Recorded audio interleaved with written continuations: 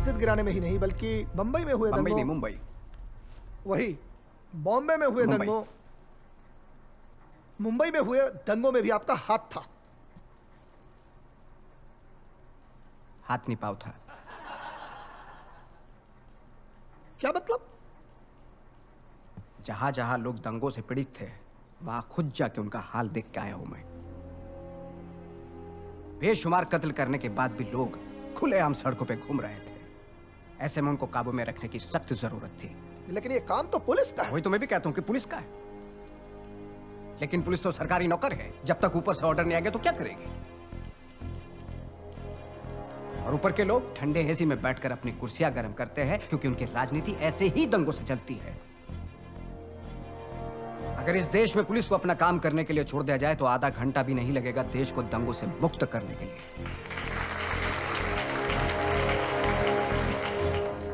आप भी तो ऐसे ही दंगों की राजनीति करते हैं। नहीं नहीं नहीं, मुझे ऐसी राजनीति करने की जरूरत नहीं, लेकिन जब देश की बात आती है तो मैं राजनीति का खेल नहीं करता। आप तो खेल में भी राजनीति करते हैं।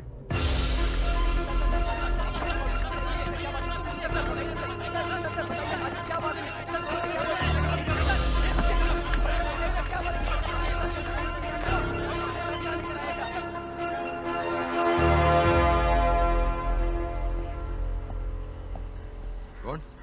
दिलीप वेंगसरकर आणि जावेद मियादाद आलेत म्हणून सांगा. हेलो. वेळ घेतली आहे साहेबांची.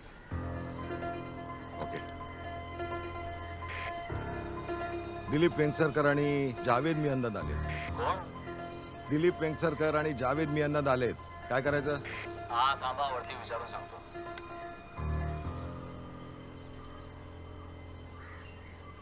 हा पाठवा त्यांना. हा ठीक आहे.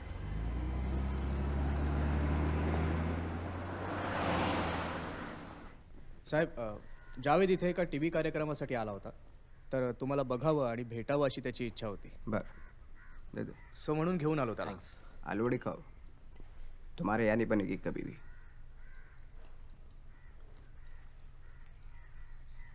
सर, मैंने आपके क्रिकेट के जुनून और जानकारी दोनों के बारे में बहुत सुना है.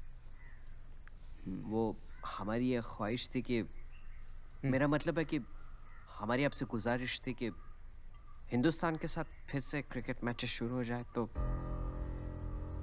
काय करणार? हा काय म्हणतोय? हो साहेब, म्हणजे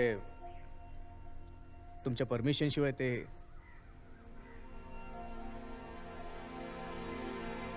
हाँ साहब, सोचिए अगर दोनों मुल्कों में फिर से क्रिकेट मैचेस शुरू हो जाए तो हालात और भी सुधरेंगे. बियर पियोगे?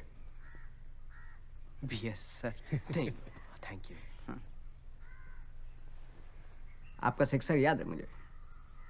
Excellent shot. Thank you sir. बहुत अच्छा खेला था आपने. उस गेंद के समय आपके मन में क्या चल रहा था?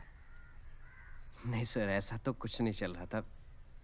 हाँ, बस आर पार की बात थी तो ठोक दिया. लेकिन सच बताओ तो सर, उस पूरे मैच में सिर्फ एक गेंद चेतन शर्मा ने वो खराब फेंकी थी. वरना आप उसका बॉलिंग एनालिसिस देखेंगे तो आपको पता चलेगा कि उसने पूरे मैच में बहुत अच्छी बॉलिंग की थी सर. लेकिन हमारे साथ हारने के बाद यहाँ सब लोग उस पर टूट पड़े थे.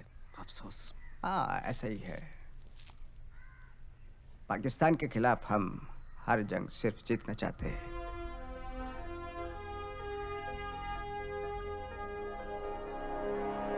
क्रिकेट ही एक ऐसा जरिया है जो दोनों मुल्कों में दोस्ती का पैगाम ला सकता है.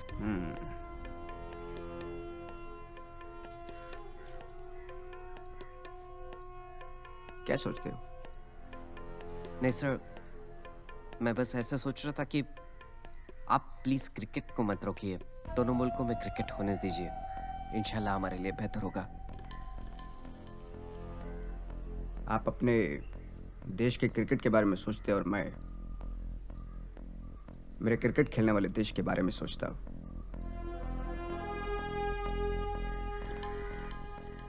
एक बात और, आपकी बैटिंग इतनी भी अच्छी नहीं थी कि मैं सीमा पर शहीद हुए जवानों के परिवारों का दुख दर्द भूल सकूं. चाय पीजिए.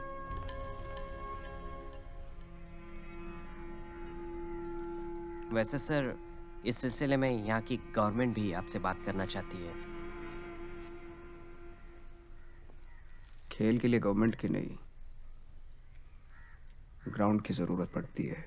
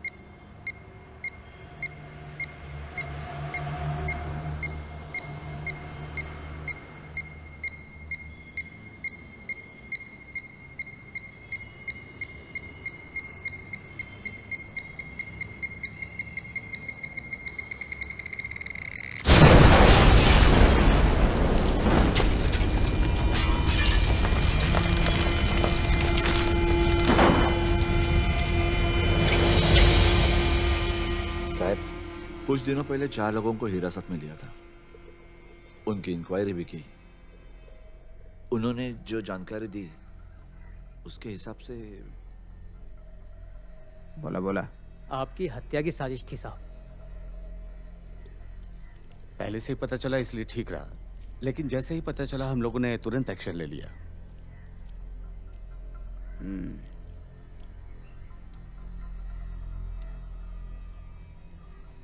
कौन थे?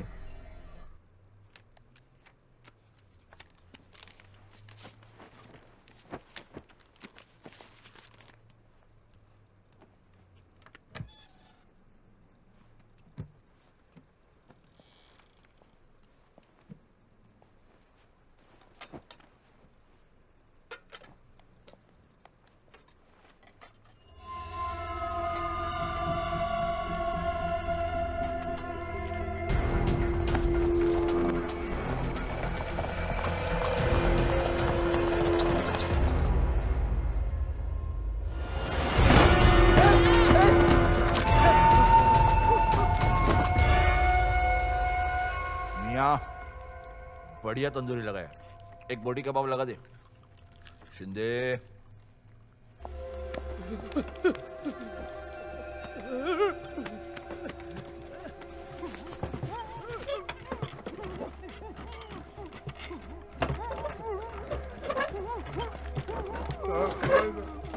नहीं साहब, साहब नहीं साहब, नहीं साहब। मियाँ, नहीं साहब, साहब साहब। कुछ याद आया? पिछले साल बिलासपुर ठाकरे को उड़ाने का प्लान था साहब। ठाकरे साहेब, ठाकरे ठाकरे साहेब, साहब, ठाकरे ठाकरे साहेब। साहब। आगे